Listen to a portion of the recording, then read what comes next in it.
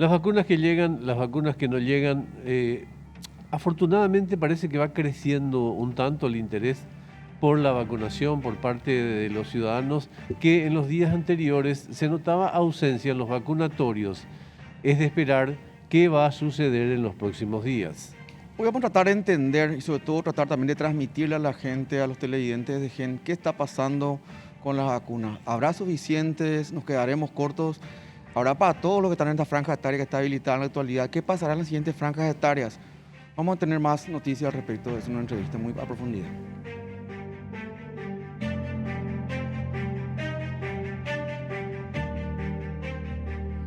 Buenas noches, esto fue Cruzado, les saluda Felipe Goroso. Hoy vamos a hablar de las vacunas, la política sanitaria. Vamos a hablar con la autoridad del Ministerio de Salud al respecto, porque surgió en la jornada de hoy, todo en el transcurso de la mañana, una duda razonable aparentemente que al habilitarse la franja etaria a partir de 1956, los nacidos, pueden llegar a faltar las vacunas que no iban a alcanzar. De hecho, empezaron a tener algunas noticias al respecto de locales de vacunación en el interior que ya no van a tener ni siquiera en los próximos 2 días. Vamos a ver qué está pasando al respecto de eso. Y al respecto vamos al reconocimiento de campo. Autoridades de salud confirman que no contarán con las dosis suficientes para seguir inmunizando a la población. Con la ampliación del rango etario, ya quedan pocas vacunas disponibles. Se están haciendo redistribuciones para completar el programa esta semana y el sistema sanitario se encuentra incluso con la problemática de la logística que implica la vacuna Sputnik, que no puede dispersarse a todas las regiones porque no cuentan con un sistema de refrigeración. Bueno, este será el tema, Felipe, ¿eh? Sí, señor. Vamos a ver la ficha limitada, ¿te parece? Adelante. Dale, a ver. Doctora Lida Sosa fue asesora médica del Gabinete del Ministerio de Salud, exdirectora general de la Dirección General de Programas de Salud, excoordinadora del Móvil de la Mujer de la Itaipú Binacional 2005-2007 y excoordinadora general del Programa de Desarrollo y Supervivencia Infantil, actual viceministra de Rectoría y Vigilancia de la Salud. Doctora Lida Sosa, buenas noches, ¿cómo le va? Muy buenas noches, ¿cómo estás? ¿Qué tal? Saludos a ustedes y también a la teleaudiencia. Gracias por su tiempo, en primer lugar, viceministra. Viceministra, esta tarde leí alguna información al respecto de la confirmación de una partida de 350.000 dosis, lo cual de vuelta es un aire fresco. ¿Eso está en tren de confirmarse? ¿Se confirma? Sí, tenemos un compromiso verbal de que estaríamos recibiendo una partida de aproximadamente 250.000 dosis de Sinopharm a inicios de la próxima semana y también de Moderna a finales de la semana, pero no lo tenemos todavía, digamos, en confirmación con guía aérea, solamente son compromisos que ya teníamos, digamos, que ya tenían asumido con nosotros como para que podamos cumplir esto en el mes de mayo. También tenemos el compromiso de que antes de que termine el mes de mayo tendrían que estar llegando las dosis de AstraZeneca en la misma cantidad que la entrega anterior, que fueron de 134.400, también para fines de mayo a través del mecanismo COVAX. Y aquellas donaciones, doctora, que se habían anunciado, creo que se mencionaban a un par de países como Qatar y demás. ¿Eso cómo quedó? ¿En qué instancia está? Sí, y esa es la que estaríamos recibiendo de Moderna que mencioné, que es a través de cooperación con el gobierno de Qatar. Ya, y algunas otras pendientes que teníamos. Todo esto es para mayo, digamos. Sí, esto es lo que tenemos compromisos que se deberían de cumplir para el mes de mayo, ¿verdad? Tenemos tiempo hasta el 31 de mayo a que se den cumplimiento con estos compromisos que asumieron con nosotros, ¿verdad? Viceministra, ¿cuál es el universo de adultos mayores restantes? Esto es, adultos mayores de 65 a 60 años, o si quiere de 60 a 65, porque al llegar a los 60 años van a redondear el universo de lo que se llama adultos mayores, ¿verdad? Entonces, ¿cuánto falta para que se termine de vacunar esa franja que llega hasta los 60 años. ¿Qué estimaciones tienen ustedes y cuánta vacuna necesitan para ello? Bueno, nosotros lo manejamos en base al registro de personas en este momento adultas mayores, como bien lo mencionaste, de 60 años y más, que están registrados de manera voluntaria en el sistema Vacunate. Anoche, hasta el último corte, teníamos un poco más de 302.000 personas adultas mayores registradas, ¿verdad? Y nos estaría quedando aproximadamente una brecha de 170.000 más o menos de adultos mayores que aún no se han vacunado. Y en el grupo de etario de 65 a 69 teníamos aproximadamente entre 75.000 a 80.000 registrados, que esto en los últimos días ha ido creciendo desde el domingo que se llamó que se dio a conocer que estaríamos vacunando de 65 años y más. Y otro fenómeno también que hemos notado desde ayer, que se inició la vacunación con 65 más, inclusive el lunes, que correspondía al grupo de rezagados, un número importante el lunes nada más, de 70 años y más, que habían acudido casi 8.000 personas a vacunarse, considerando que los días anteriores, sábado, domingo, casi no tuvimos afluencia en los vacunatorios. Doctor, discúlpame la repregunta, por favor. porque tiene puntualidad con lo que pregunté antes. Doctora, entonces, ante ello, solamente para ampliar la pregunta hecha o puntualizarla, cuando usted dice 170.000, ¿eso incluye a las personas de 60 para arriba o estamos hablando de los que ahora están en vigencia de vacunación?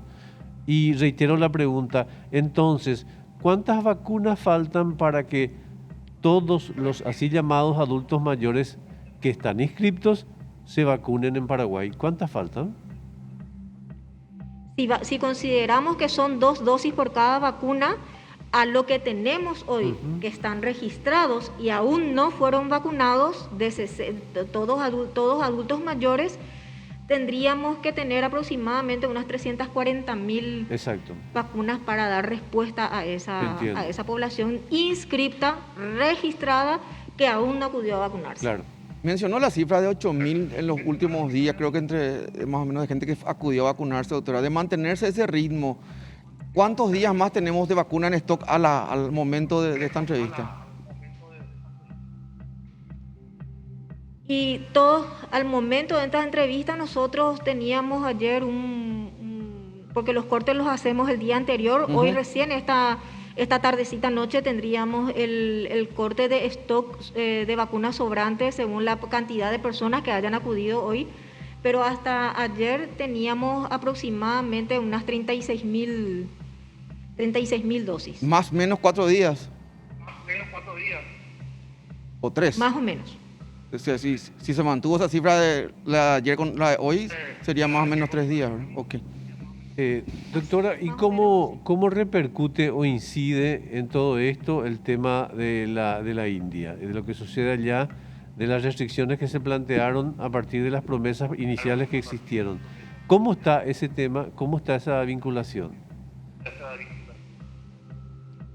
Sí, discúlpame, no te escuché bien. Estaba consultándole en relación al problema de la India, al problema de no solamente de su crisis, sino al problema también de las restricciones que empiezan a existir cada vez más fuertes por parte del gobierno para que las vacunas salgan al exterior. ¿Cómo nos afecta en concreto? Sí, en un principio cuando se dieron esas restricciones, el gobierno de la India y también Bharat Biotech dijo que no influirían en los contratos que ellos o los compromisos que ellos ya tenían asumidos. Ajá. Sí implicaría un retraso en la venida, ¿verdad? En la llegada para nosotros de las vacunas Covaxin, pero no en un incumplimiento del contrato y que no se vería restringida la exportación. Tarde para o temprano van a llegar a esas aquellos vacunas. Compromisos que ellos ya tenían asumidos. Viceministra, ¿Cuántos vacunatorios hay en total en el país y cuántos de ellos cuentan con algo que leí en el transcurso de la jornada, aquello de un super freezer, que creo que es un requerimiento para un tipo especial o uno o dos tipos especiales de vacuna? Sí, nosotros actualmente con la redistribución que estamos haciendo de los ultra freezer, tenemos en 6 o 7 regiones sanitarias la capacidad de mantener la cadena de frío y la logística y la manipulación de las Sputnik en este momento, en 6 o 7 regiones sanitarias. ¿Todas del interior o a la inversa, más urbano, digamos? Capital, Central, Alto Paraná, Itapúa, también Coronel Oviedo, que sería Caguazú, el departamento de Caguazú. Y bueno, en estos lugares son los que donde tenemos la capacidad de tener los ultra freezer, porque estos tienen que estar en un lugar donde se pueda tener también un generador para poder garantizar que con la cantidad, digamos, de corriente que consume no exista ninguna bajada ni que vaya a la luz y que estos ultra freezer queden sin poder brindar la cadena de frío a las vacunas. Y implica también un tipo de manipulación especial y que son solamente estas regiones las que cuentan con esa capacidad. Viceministra, probablemente usted va a decir que yo peco de meticuloso, pero como que hay mucha gente con mucha expectativa viéndole a usted y viendo también este programa, hay una respuestita no menos importante que no me respondió y que tiene relación con cuál es el tiempo en que ustedes estiman que el universo de adultos mayores estarían vacunados en Paraguay. Y depende mucho de la disponibilidad de vacunas que tengamos. O sea, si nosotros contásemos ya con esa cantidad de 340.000 que te dije, te podría decir que la estaríamos utilizando y vacunando en un promedio de una semana o 10 días. Pero todo depende de la disponibilidad de vacunas que podamos tener. Es el número clave, entonces, para cubrir ese universo. Sí, sería el número clave para cubrir ese universo. Ya. Mencionó, viceministra, 6 o 7 vacunatorios, inclusive también mencionó los departamentos donde están radicados, aquellos del super freezer que mencionamos. ¿Eso sobre qué cantidad, sobre el total del país?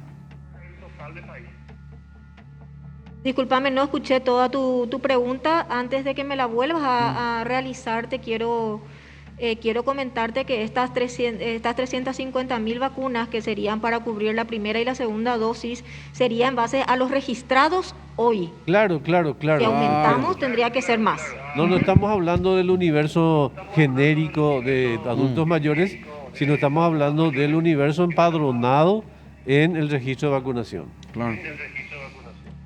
¿Cuál es el tiempo, viceministra, que se plantea al respecto? Quiero cambiar ligeramente el tema, siempre dentro del gran paraguas que tiene que ver con vacunas, que se plantea para que entre a operar aquello que se anunciaba en estos días, esa transferencia de créditos desde Petropar, se mencionó, y también creo que van a haber otras instituciones públicas que van a como girar parte de su crédito fiscal o presupuestario a MITIC para que entren a armar una campaña fuerte de vacunación. ¿Se estima eso un tiempo en días, en semanas? ¿Cómo en la mano? No quiero pecar de irresponsable y darte una información porque no manejo informaciones precisas al respecto. Esas son todas negociaciones que maneja MITIC y realmente no quiero pecar de irresponsable y darte alguna información que no sea la verdadera o la certera. Okay. Viceministra, una última. Hoy veíamos con preocupación el uso de contenedores en donde había muchas personas, adultos mayores, en situación casi de hacinamiento. Creo que en limpio uso. Siendo un contenedor un elemento tan poco apropiado para la vacunación en un país con espacios tan amplios, con lugares amplios, con buen clima. Supongo que ese tipo de cosas se va a corregir, viceministra. Sí, absolutamente lo estaremos corrigiendo. Realmente en muchos lugares se ha tenido una afluencia redoblada, digamos, en lo que respectaba a los días anteriores. Entonces, en base a la gran afluencia que se está teniendo ahora en comparación a días anteriores, eso se estará también revirtiendo en los diferentes vacunatorios. Viceministra, que tengan buenas noches. Muchas gracias por su tiempo. Nosotros vamos a una pausa a continuación. Dale. Muy amable. Muchas gracias.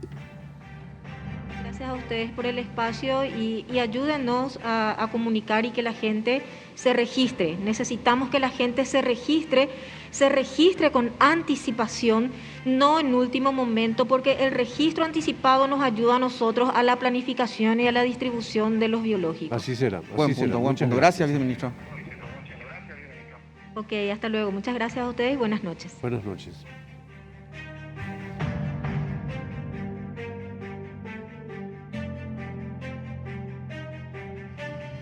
Seguimos en la noche de Fuego Cruzado, segundo y último bloque. ¿Qué sucedió hoy en Brasil? Que el Tribunal Federal de Río de Janeiro anuló el proceso que llevaban en relación a Horacio Cartes en la causa al respecto de Messer. Vamos a profundizar en ese tema, Felipe. Así es, para hablar al respecto vamos a hablar con el abogado Pedro Velar. Abogado, ¿cómo te va? Buenas noches. Muy buenas noches, Felipe. Buenas noches, Augusto, y también a toda la audiencia. Muchas gracias por su tiempo, abogado. En primer lugar, ¿cómo se puede explicar lo más pedagógicamente posible, con la claridad de siempre, estimado doctor Velar, qué pasó hoy en Brasil que tiene esta implicancia?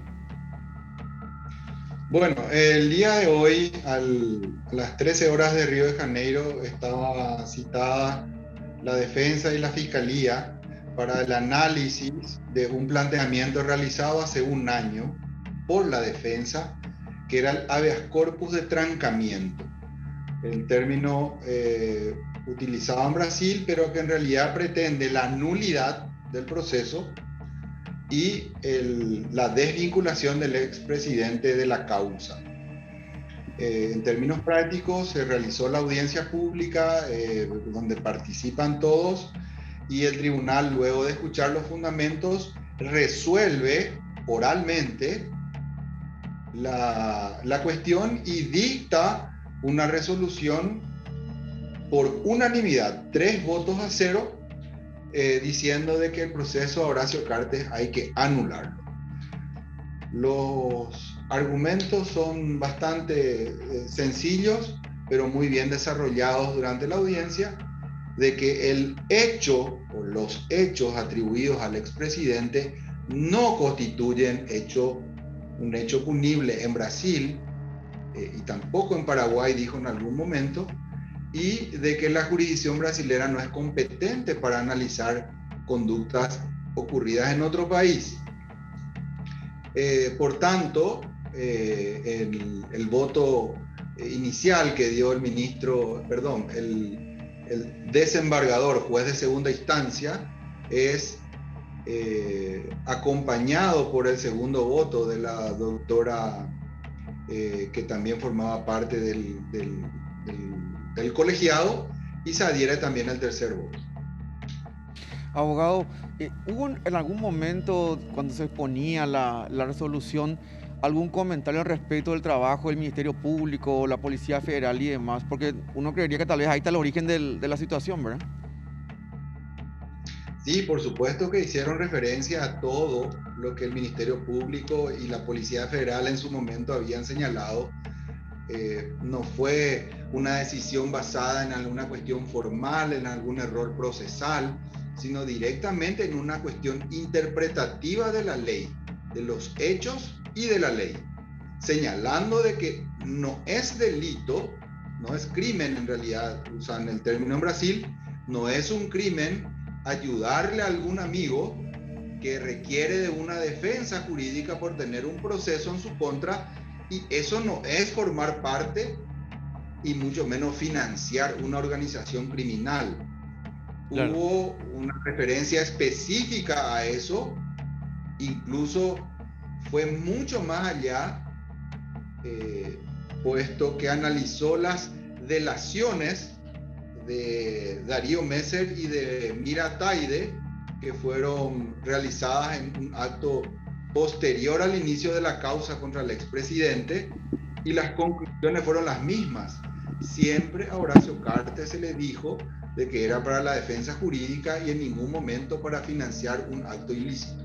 Esas fueron las conclusiones principales. Es cierto que como abogado usted se ocupa de los hechos objetivos, pero no puedo dejar de invitarle a reflexionar al respecto de todo ese poderoso fuego mediático que se instaló a partir de esa premisa que hoy ha sido, digamos, desechada por la justicia brasileña, abogado.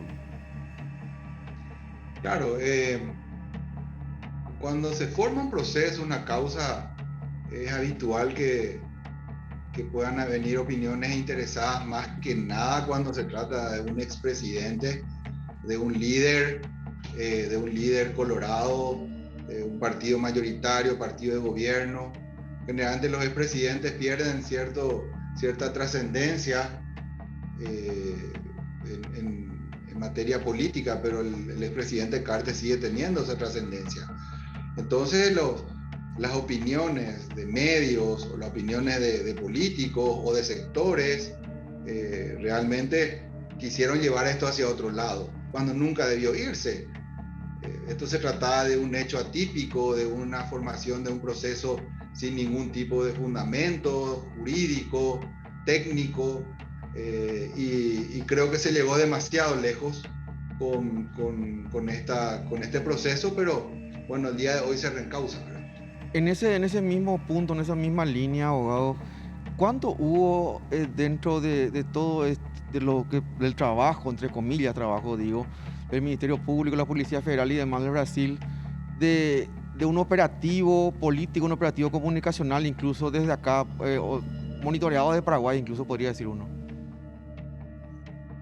No, realmente nosotros estamos convencidos, yo principalmente, ¿verdad?, de que acá hubo una interferencia más allá de lo que surgió en Brasil, ¿verdad? Porque esto surge de la detención de Darío Messer, de una foto que se obtiene de su teléfono celular, donde hay una carta dirigida al expresidente que nunca llegó en realidad a destino, una fotografía de esa carta que nunca llega a destino, que también la carta no decía más que lo que ocurrió después, de que era para una defensa jurídica. Pero estamos convencidos de que sí, hubo una opinión de alguna persona o grupo de personas que pudieron determinar o fomentar o instar o instigar en su momento a la Policía Federal a que esto ocurra, ¿verdad? Porque a diferencia de nuestro proceso, que si bien puede iniciarse con la policía y con algún conocimiento de algún hecho punible, es el Ministerio Público el que se ocupa de la investigación técnica al principio. En Brasil, sin embargo, se inicia, se gesta, se madura en la Policía Federal. Y la Policía Federal tiene mucho contacto en Paraguay, por investigaciones propias de delitos verdaderamente transnacionales como el tráfico de drogas y otro tipo de hechos así. La Policía Federal tiene contacto con el Ministerio del Interior. Podríamos estar hablando de un ex ministro del Interior, ex alto funcionario, ex influyente del Palacio de López, como, digamos, el protagonista de esta trama desmontada hoy. Yo no estoy en condiciones de nominar quién fue ni qué hizo, ¿verdad? Pero por ese lado hay que buscar, ¿verdad? O sea, quienes tienen contacto con la Policía Federal del Brasil para fomentar, para instar, para incidir de alguna manera, con alguna opinión o con alguna intención, para que esto haya tenido su desenlace allá por noviembre del año 2019. Nominar es difícil porque se requiere mucho más que una sola afirmación, pero tomando todos estos elementos que tengo a mano, yo puedo afirmar de que sí hubo una incidencia en ese sentido. Una pata local, si querés. Hay incidencia local, pero hay muchas personas que ante la ausencia de ningún tipo de liderazgo, ni dentro del partido, ni buena imagen dentro del país, y que sin embargo gozan de posiciones relevantes sin contar con ningún tipo de pueblo que lo sostenga, tienen interés en bajarle, de alguna manera puedo decir, a personas como el expresidente Horacio Cartes, ¿verdad? Que sigue siendo expresidente, como digo, teniendo el liderazgo dentro del partido, teniendo liderazgo dentro de la opinión pública nacional, fuera ya del Partido Colorado también. Entonces, Clarísimo. Es muy categórico de que es categórico de que tanto él como corporaciones o otros intereses están en juego aquí, incidieron en esta situación. Doctor Velar, le agradecemos su tiempo esta noche. Muchísimas gracias. Muy buenas noches y gracias por la oportunidad de dar estas explicaciones. Muy Gracias, amable, abogado. muchas gracias. Gracias. El Si tiene abogado. 4 patas, dice miau. Exactamente. Ah, eso- ese, ¿verdad? eso- Que eso gato es. me te da eso, ¿eh? O lagarto, gato, o algún otro Claro, animal. sí, un ronquito. Señoras, Bueno. señores, despedimos nuestro No. programa de hoy de Fuego Cruzado, se acabó. Sí, señor. Ya llega a cuenta final y gracias Felipe de nuevo. No, por favor, gracias, Augusto, por la invitación. Nos vemos pronto. Nos vemos pronto. Chau.